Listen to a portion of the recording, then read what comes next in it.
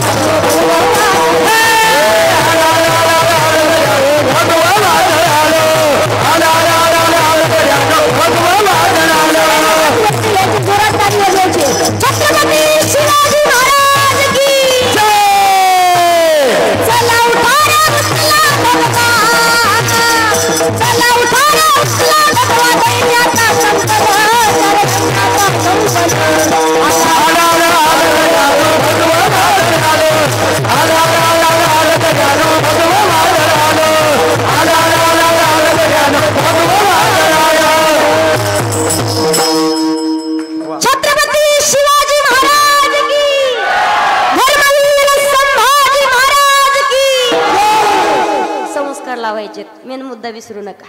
जीवनात चांगले संस्कार लावायचे. चांगले संस्कार लावले तर लेकरं चांगलं घडतील बरं का. नुसतं लेकासाठी बहिणीसाठी अहो भावा भावाचे भांडणं, एवढे संस्कार चुकतायत आपले. भावा भावाचे भांडणं होतात, 3-3 महिने कोर्टात केस चालते, डोकं फोडाफोडी होते. कशावरून? बांधावरून, एकमेकांचा बांध कोरण्यावरून. पण जो माणूस अवघ्या समाजासाठी आयुष्य स्वतःचं समर्पित केलंय, मला सांगा, एक दिवस एखाद्या बाईचा मुलगा 8 वाजेपर्यंत संध्याकाळी थोडासा यायला जर उशीर झाला तर डोळे सगळे रस्त्याकडे लागतात. जो माणूस 4-5 महिन्यापासून बाहेर आहे, त्या आईचं अंतकरण काय म्हणत असेल त्याच्यासाठी तुम्हाला आई व्हावं लागेल, पाहावं लागेल नेमकी काय चिंता आहे. एका बाईचा मुलगा जर 8 वाजले तर दुसऱ्याच्या नंबरवरून कॉल करते, 4-5 जणाला फोन करायला सांगते, माझा बाळू अजून कसा आला नाही, माझा बाळू अजून कसा आला नाही. पण ज्या बाईला माहितीच नाही की बाळू फोनवरच बोलत नाही तर काय उपयोग आहे. फोन नाही काही नाही. लेक मला सांगा, स्वतःचे लेकरं दिवसभर कुठेही फिरू द्या, पण संध्याकाळी अगोदर वडिलांच्या जवळ जाऊन बसतात आणि दिवसभर झालेल्या घडामोडी सांगतात. बाबा असं झालं, बाबा तसं झालं. पण ज्या लेकराला वडिलाजवळ बसताच येत नाही त्या लेकराचं अंतकरण काय म्हणत असेल. आपण त्यांच्या पाठीमागं उभं राहणं गरजेचं आहे. गावागावांमधून लोट निघाला पाहिजे. मुंबईकडे चालायला रस्ता नाही राहू द्या. कारण जरांगे पाटलांनी स्वतःच्या बायकोला सांगितलंय, जर घरी आलो तर तुझा आणि नाही आलो तर कुंक पुसून तयार राही, मी समाजाचा, तुझा राहणार नाही परत. संस्कार म्हणतात त्याला, संस्कार. का रक्ताला जाणतायत स्वतःला, ओरिजिनल रक्त आहे, डुप्लिकेट अजिबात नाही. स्वतःच्या कर्तृत्वावरती आईचे संस्कार कधी विसरत नाहीत. म्हणून जीवनामध्ये संस्कार महत्वाचे आहेत. महिला मंडळ, आज आपण कोणत्याही क्षेत्रामध्ये पाहिलं तर स्त्री अगदी पुढेच आहे. म्हणतात स्त्री कोमल आहे, महिला नाजूक आहे. नाजूक आहे ती, पण कितीही त्रास असू द्या तरी सुद्धा सगळ्यांचे दुःख सहन करून डोक्यावरती सगळा संसार घेऊन व्यवस्थित चालते, सगळ्यांना व्यवस्थित घेऊन चालते. एवढी क्षमता महिलांमध्ये आहे. तुम्हाला उदाहरण सांगते मी. एकदा नारदजींना भूक लागली. श्री शक्तीचा महिमा सांगते. नारदजींना भूक लागली, ब्रह्मांडामध्ये फिरत होते. माई भिक्षाम देही, आई भिक्षा घाला. भिक्षा द्यायला कोणी तयार नाही. नारदजींच्या पोटातली आग शांत बसू देईना. भिक्षा मागत मागत मागत अनुसई मातेच्या द्वारामध्ये आले. आई भिक्षा घाला. अनुसई माता म्हणतात, गुरुजी एवढ्या दिवसातनं तुम्ही भिक्षा घेण्यासाठी आला, थांबा, स्नान करते, सुचिरभूत होते, पंचपक्वानाचं भोजन करते. तुम्हाला पंचपक्वान बनेपर्यंत मला वेळ नाही. भूक लागली, पोटातली आग शांत बसून देत नाही. अनुसई काहीतरी खाण्यासाठी दे. अनुसई माता म्हणतात, एक हे फळ खा. स्वतःच्या हातातलं फळ दिलं आणि ते फळ खाल्लं. नारदजींच्या लक्षात आलं की नारदजींच्या पोटातली आग शांत बसली. काहीच करे ना, आग शांत बसली. नारदजी अवघ्या ब्रह्मांडामध्ये फिरू लागले. अनुसये सारखी महान पतिव्रताच नाही, अनुसये सारखी मोठी पतिव्रताच नाही.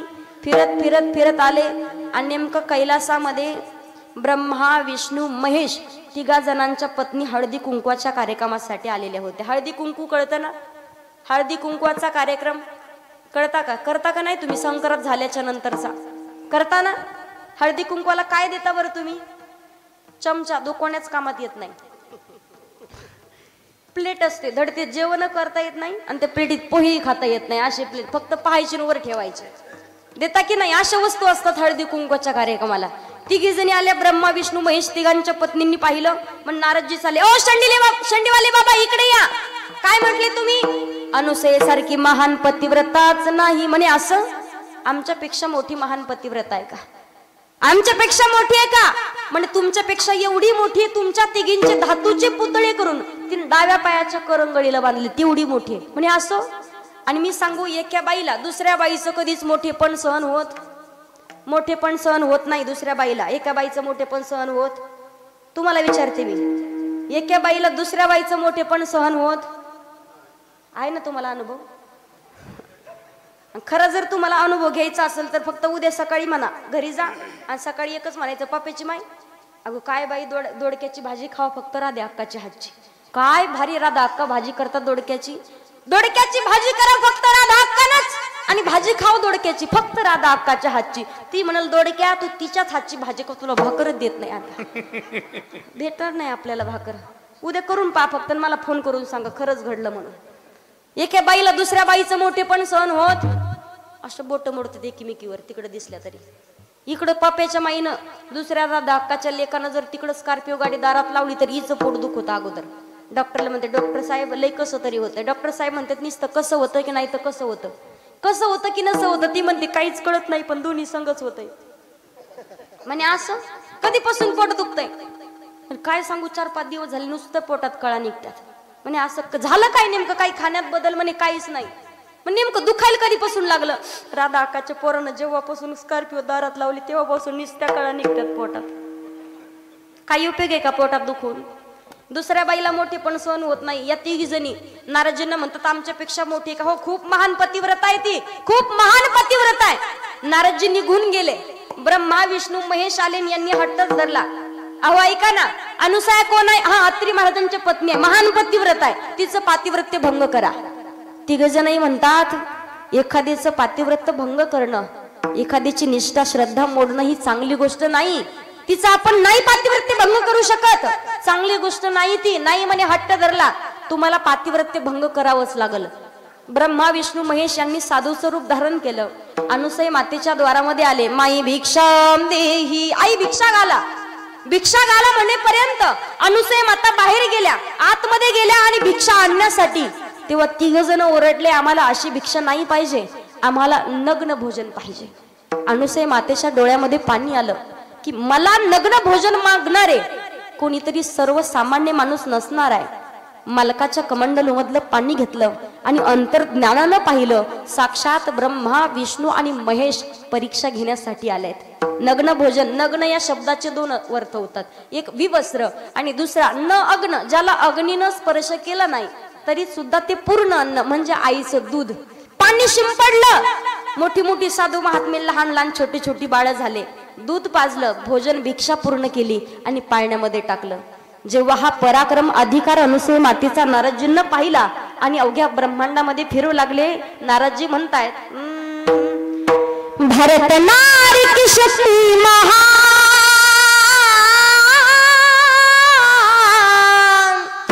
भारत नारी की शक्ती महान महान महान महान, हार गए भगवान जिसे, हार गए भगवान जिसे, हार गए भगवान जिसे, हार गए भगवान जिसे, हार गए भगवान जिसे, हार गए भगवान.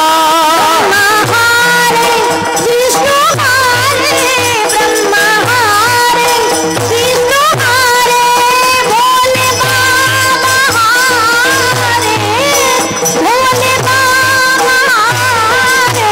भारत नारी की शक्ति महान, भारत नारी की शक्ति महान महान महान महान, हार गए भगवान जिसे, हार गए भगवान जिसे, हार गए भगवान. भारत नारी की शक्ती महान जिसे, हार गए भगवान. ब्रह्मा हारे, विष्णू हारे, भोले बाबाही हारे. जेव्हा फिरत फिरत पाहिले तिघी जणींनी शेंडेवाले बाबा, शेंडेवाले बाबा इकडे या. शेंडेवाले बाबा कळतात ना, कळतात का, कशा पाहतात अशा माझ्याकडे. नवीन काय नाही विचारते मी तुम्हाला, झोपल्या तर नाही. नाही, एक बाई झोपून कीर्तन ऐकत होती, यांच्या लई पराक्रम राहतो, झोपून ऐकते, डोळे झाकणार, डुकल्या येतात, तिला झोप झाली नव्हती का काय काय माहिती. शेजारच्या राधा दाखवणं करा, म्हणलं बाई उठा ना. ती म्हणते मी झोपून ऐकते, डोळे झाकून ऐकते, झोपले नाही म्हणे, मी मग्न झाले म्हणे ऐकण्यात. विठ्ठल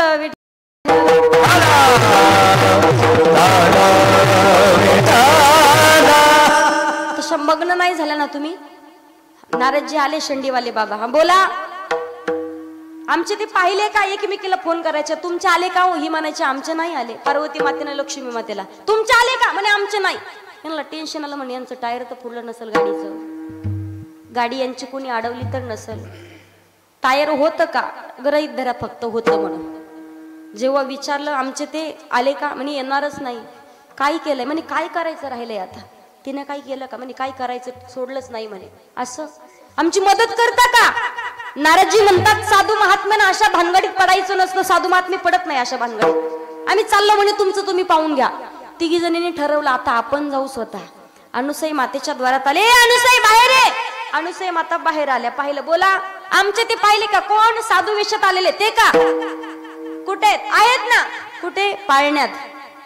पाळण्यात म्हटल्यावर जीवात जीवाला, पाळण्यात होईना आहेत. आतमध्ये पाहिलं, पाळण्यात होते. म्हणे आमचे देऊन टाका म्हणे, घेऊन जा, ओळखून आपोआपले घेऊन जा. आणि लहान बाळ सगळे सारखे दिसतात पहा, 2 महिन्याचे 3 महिन्याचे, ओळखायलाच येईना आपलं कोणतं. लक्ष्मी मातेनं म्हणतात इकडचं आपलं की इकडचं का इकडचं. मधले उचलले ते होते भोलेनाथ. उचलले भोलेनाथ, हातपाय खोडायला लागले. लक्ष्मी मी नाही, अगं मी नाही. हातपाय खोडतात, तळी सोडना. नंतर त्यांना रडायला चालू केलं. हातपाय खोडूनही सोडना, रडणंही सोडना. लहान लेकरं असतात पहा, त्यांना कोणाकडे जायचं नसेल तर अगोदर हातपाय खोडतात, नंतर रडतात. हातपाय खोडूनही नाही सोडलं, रडूनही नाही सोडलं तर ते तिसरा कार्यक्रम करतात. कोणता, शी आणि शू एकदाच. जेव्हा लक्षात आलं, दिलं सोडून खाली. लक्ष्मी माता म्हणतात हे आपलं नाही, आपलं असतं तर असं केलंच नसतं. शरण आले, अनुसई मातेला हात जोडले, आई आम्ही शरण आलो तर आम्हाला देऊन टाका. पाणी शिंपडलं, छोटी छोटी बाळ साधू महात्मे मूळ रूपामध्ये आले. तेव्हापासून म्हणतात तुका म्हणे पतिव्रता आणि तिची देवावरी सत्ता. अनुसई माता म्हणतात तुम्ही तुमचे घेऊन जा. ब्रह्मा विष्णू महेश म्हणतात आई आम्ही कुठे जाऊ शकत नाहीत, एकच रूपामध्ये तुमच्या जवळ राहू. ते एकच रूप दत्त रूपामध्ये, 3 शिरे 6 हात आणि तया माझा दंडवत दत्त रूपामध्ये अनुसय मातेच्या जवळ राहू लागले. सांगायचंय काय? श्री शक्तीचा महिमा. आईनं संस्कार लावायचे, संतांनी संस्कृती सांभाळायची आणि वीरांनी देशाचं संरक्षण करायचे. का आज आपण शांत निवांत बसून कीर्तन भजन ऐकतोय, याच्यावरती सगळ्यात मोठे उपकार असतील तर ते वीर जवानांचे आहेत. पहा, कोणाचा तरी पती आहे, कोणाचा तरी भाऊ आहे, कोणाचा तरी नातू आहे, पण कोणत्याच नाताचा विचार न करता स्वतःच्या प्राणाची आहुती देण्यासाठी तयार होतात. त्यांच्यासाठी म्हटलं जातं, ही गुजरने वाली हवा मता मेरा इतना काम करेगी क्या, मेरे गाँव जान मेरे दोस्तों को सलाम दे, मेरे गाँव में है जो वो गली जहाँ रहती है मेरी दिलरुबा, उस मेरे प्यार का जाम दे, उस मेरे प्यार का जाम दे, वही थोड़ी दूर है घर मेरा, मेरे घर में है मेरी बूढ़ी माँ, मेरे माँ को पैरों को छू के तू उसे उसके बेटे का नाम दे. गुजरने वाली हवा बता मेरा इतना काम करेगी क्या, मेरे माँ को मेरा पयाम दे, उन्हें जाके तू ये पयाम दे. भारत माता की जय, भारत माता की. विठ्ठल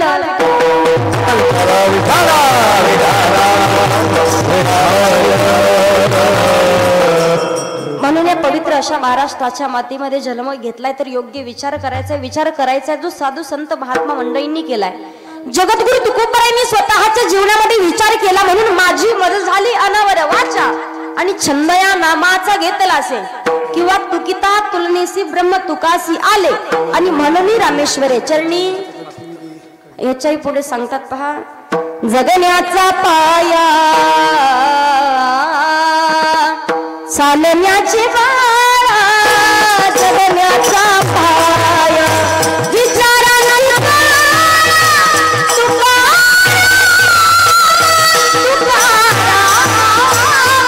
जगण्याचा पाया अक्षरांची रान, शब्दांची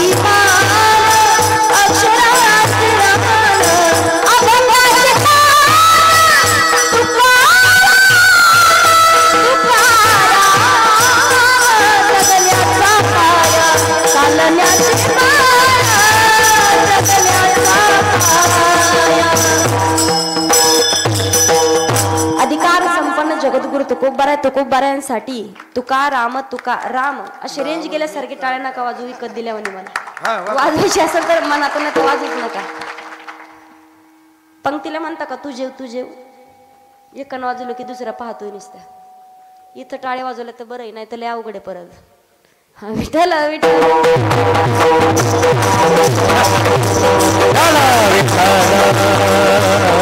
ज्यांचं नाव घेताच यमाच्या अंगालाही कंप सुटावा हे सामर्थ्य ज्यांच्यामध्ये, त्यांना म्हणतात जगद्गुरु तुकोबाराय. तुकोबारायांना साधक मंडळी विचारतात, महाराज तुम्ही म्हणता आमचं भाग्य उजळ. जगद्गुरु तुकोबाराय म्हणतात आमचं भाग्य तर उजळच, पण त्याचबरोबर आमची चिंताही वाढली. अभंगाचं Oh